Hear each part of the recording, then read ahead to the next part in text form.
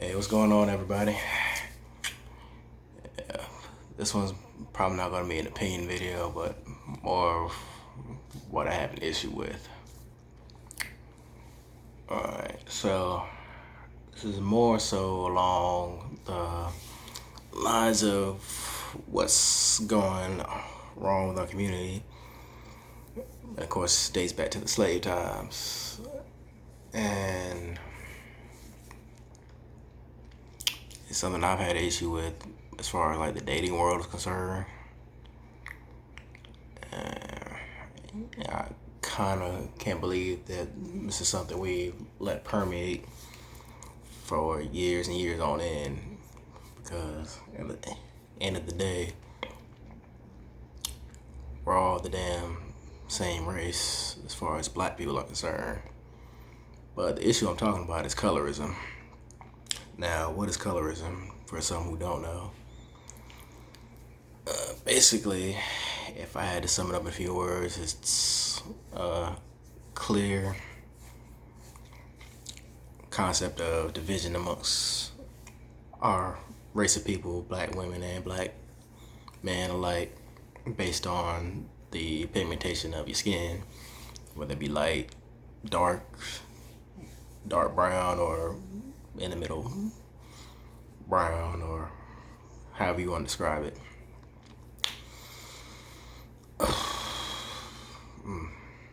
It just makes no sense to me that we still necessarily base our way of life on the skin tone of another black person. But I understand the reason behind it, but I also understand that we'll never have any unity, of course, until we've necessarily debunked this concept that's pretty much kept us in a certain mind state and, of course, certain class of individuals as far as America's concerned, because I think this is mostly an issue here, but I mean, of course, in other areas of the world, this is still necessarily an issue based on how it can necessarily leave you defeated in one point and then take you further in another, as far as maybe even certain realms of, I guess, as far as money's concerned, like for say instance, like entertainment. Matter of fact, I think there was in a video about, actually, I think it dealt with a group of Destiny's Child, which of course I'm not a fan of. I've never been a fan of Destiny's Child, or Beyonce for that matter, but that's another video. But I believe it was the father of Beyonce, Mr. Matthew Knowles, who said that the reason that Beyonce is where she is right now, because basically she was a light-skinned female, and of course in this day and age, I mean, color's probably been a bigger concept or a bigger idea of how you get ahead in life, especially since we're in this age of social media and everybody's in the spectrum of just getting attention instead of getting respect, because it's a certain belief that certain people get more attention than other individuals based on what they look like, and to some degree that's true and to some degree that's not. But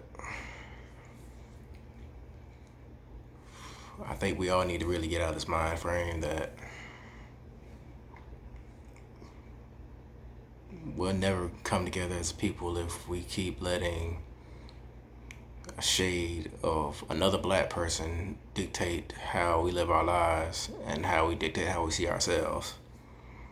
Because me, I don't think I've ever actually had that issue. I mean, I've gone through many different phases with my pigmentation. I've been brown as possible. I've been light as possible, but that's all because I was always active outside. And of course, during the summer, you usually get darker in the summertime and you get lighter. And when temperatures start to drop to colder environments,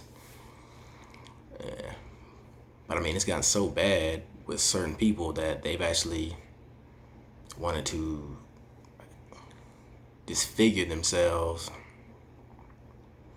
to the point that where they're unrecognizable. I mean, clear case would be, hell, Michael Jackson. That man had a very, very serious case of self-hate. Of course, that's not what he's going to promote. I mean, when he was alive, he didn't even say that he hated himself, but it was clear that he did, based on the fact that he didn't look anything like he did when he first came out as part of the Jackson 5. I mean, he had a big old nose like I did, slightly darker than me, of course. Had a big afro, he had the Jerry curl, but I mean, he still kept his own skin. But at the same time, over many, many years, I mean, he started to physically change. Now, I could probably say that's a good deal with what his father was necessarily trying to promote, I guess, because we all know that Mr. Joe Jackson was vicariously living through his kids because he couldn't succeed in a field where his kids actually went further than he was and pretty much sacrificed their childhood in order to get to make sure his kids got to a certain point, but also at the same time he got himself to that certain point as well. Of course, the stardom, because they pretty much went a long way from like the areas of Gary, Indiana, and pretty much being a staple as far as entertainment is concerned, and black entertainment, period. But you can basically tell that colorism definitely played a big part in his success. And even though necessarily when he made Thriller, like, he definitely kept his own, I guess, identity necessarily when he had his brown skin and all that. So, of course, he was a grown person at the time, but I guess just in his mind, he wasn't able to, I guess, escape that, what my mother used to call a self-defeatist attitude. That he just wasn't enough, or he just didn't like what he saw in the mirror. So in order for him to necessarily feel better about himself, he had to change himself into something he wasn't naturally gifted to be. I mean, it was even to the point where he actually got kids that were definitely not his, and we all know they weren't his, because you could look at those kids and tell there's nothing about Paris or Blanket or whatever the fuck he named his kids that look even remotely close to him or the Jackson family in general. But yeah, there was no mistaking that self-hate was definitely within his mind frame before he died. I mean, no disrespect to the dead, but I'm just calling it like it is. Yeah. And then there's another case of colorism, of course, with the young boy. I think his name is Kodak Black. Yeah, and he had a video necessarily saying that he'd rather not actually date someone who was the same skin tone as him. Yeah. But really, I mean, there's multiple cases I could talk about, but what it really all boils down to is necessarily upbringing, I guess, necessarily whatever parents were teaching their kids at that time. Because whatever, I guess, pearls or wisdom or however they see what they're doing to their children, whatever education they give them at that time, it basically will manifest itself when they get to adulthood, or at least when they get to 18 and so on and so forth. And unfortunately, that will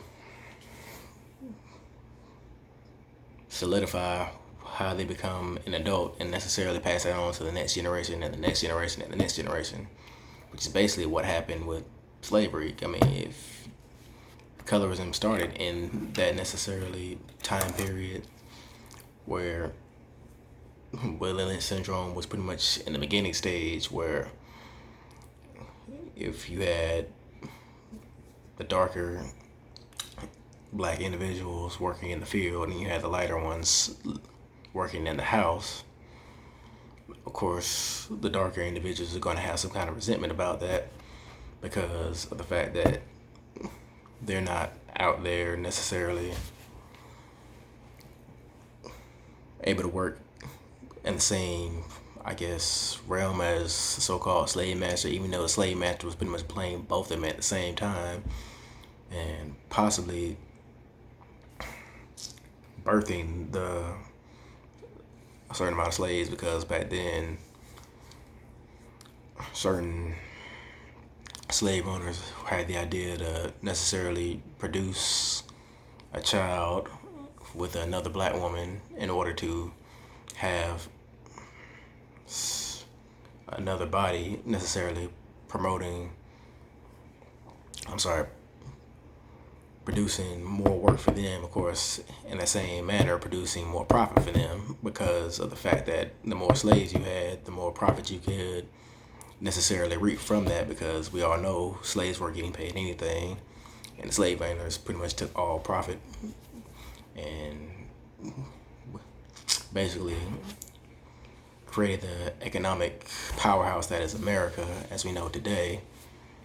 And of course, we still not receiving a check from that, but of course we never will, because once again, we're in a country that gives about zero fucks about a people that were the original people on this planet. But at the same time, we're probably the most hated on the planet. But once again, that's another video. But the whole idea of colorism should pretty much be nipped in the bud, seeing that it's gotten us nowhere.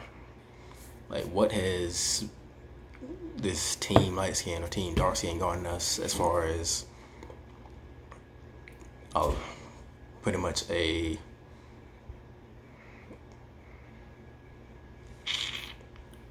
nexus of pretty much negative energy, or pretty much just a powder keg of hate amongst our own race? Like, where has it really gotten us?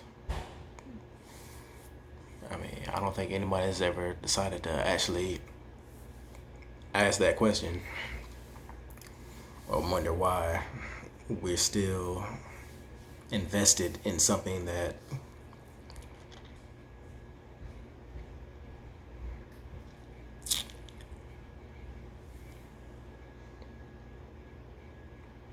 will just keep us in a state of regression instead of a state of progression. Because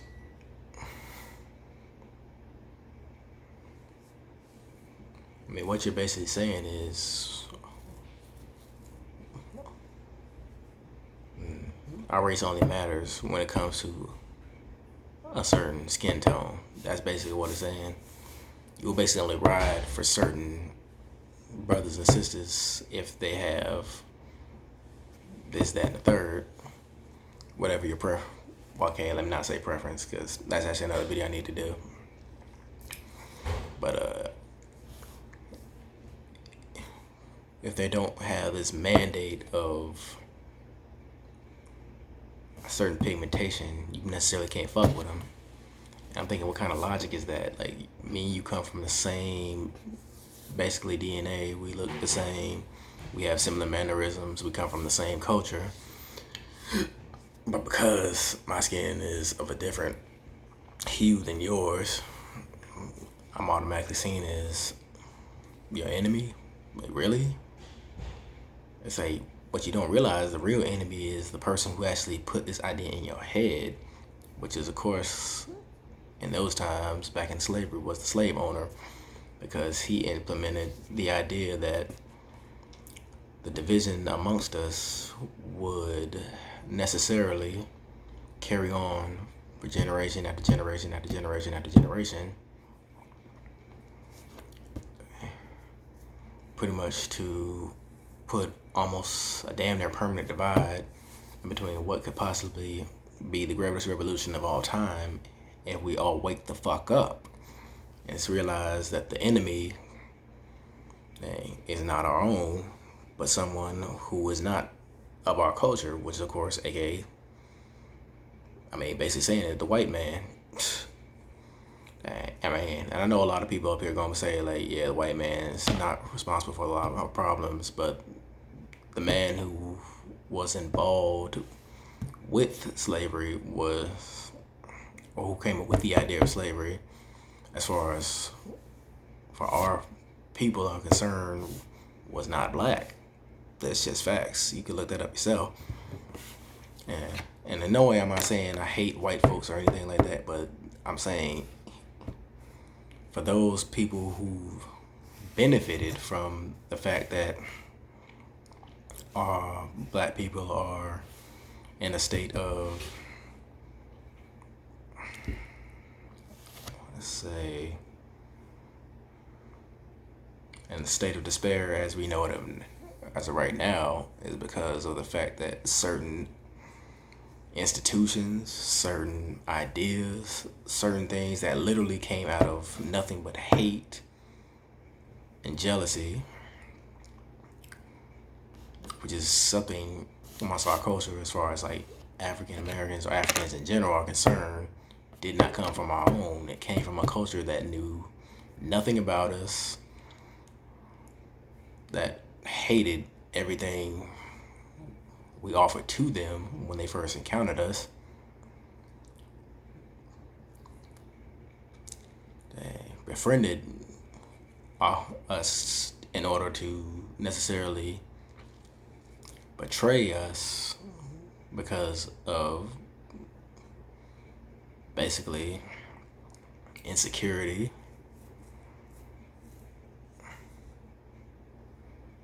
just overall their objective was to make sure that we were inferior when we were pretty much the superior being at that time.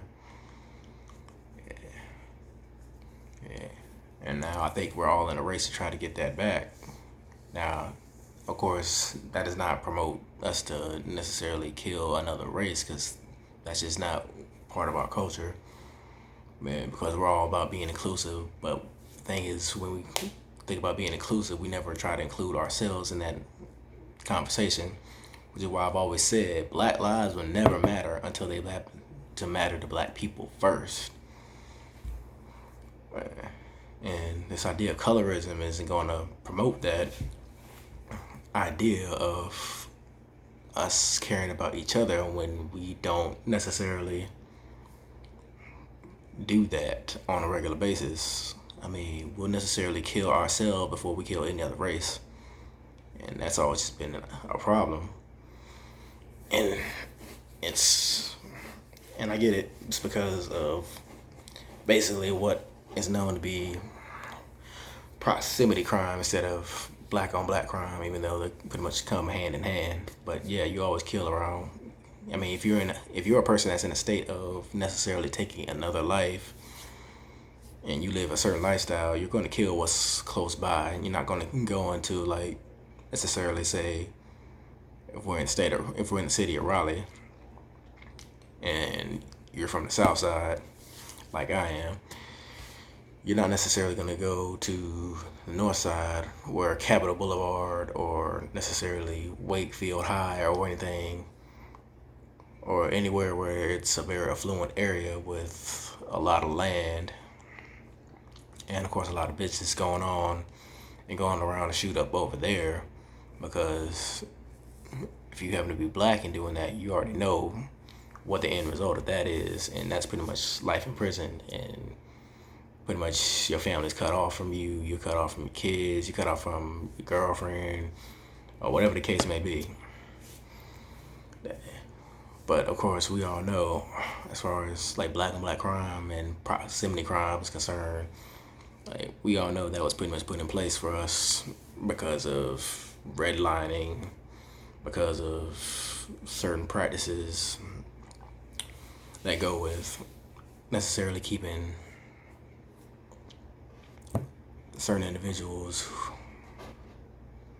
like me, or guys who look like me, or black people in general, out of a certain neighborhood because it's not necessarily, I guess, economically advantageous to certain individuals that don't look like us. But that's something else completely. But yeah, basically, my whole opinion on colorism is it's something that needs to be destroyed, something that needs to be eradicated out of our minds because honestly, until we have an actual revolution as far as physical is concerned, we need to have this mental revolution first, which is why I understand like somebody who will want to open up a school like Dr. Umar Johnson. He just opened up his school. I think it's called Frederick Douglass Marcus Garvey Academy for Boys,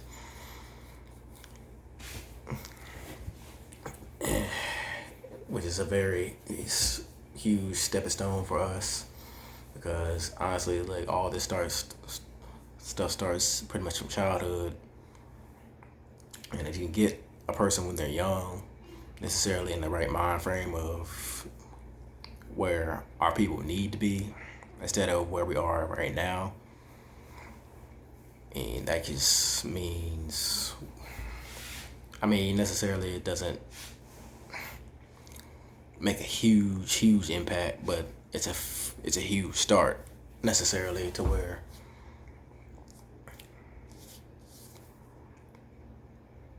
we can get to a better mind frame of how we need to move forward as far as our community and our culture is concerned. Because, I mean, even though a good percentage of us are winning as far as necessarily what we see from TV or what we see from social media or what certain individuals we know are actually involved in positive things. But until we all necessarily make the effort to move forward together as a people, as a unit, as a culture, we'll never get as far as we need to be, because that's really where our power lies, is where our numbers can increase, so can our success, and so on and so forth. I mean, it's just simple to me, but I don't know, a lot of people don't want to, I guess, be involved in something that could progress black culture as a whole. I mean, sure, we got the conscious community, but all they got is the information. We need that information as well. The knowledge is always power, but we also need action at the same time. And we put those two together, the possibilities are endless. Yeah. But that's just my take on colorism and why it's all bullshit, especially in the dating world. Like, where does everybody get the idea that being a certain skin tone makes you tougher or whatever, or certain skin tone makes you, I guess, a lot more pleasant? I don't know, but that's just a mentality we need to break, and once that mentality is broken, and like I said, sky's no longer the limit, it's the view. So that's just my take on that. Peace.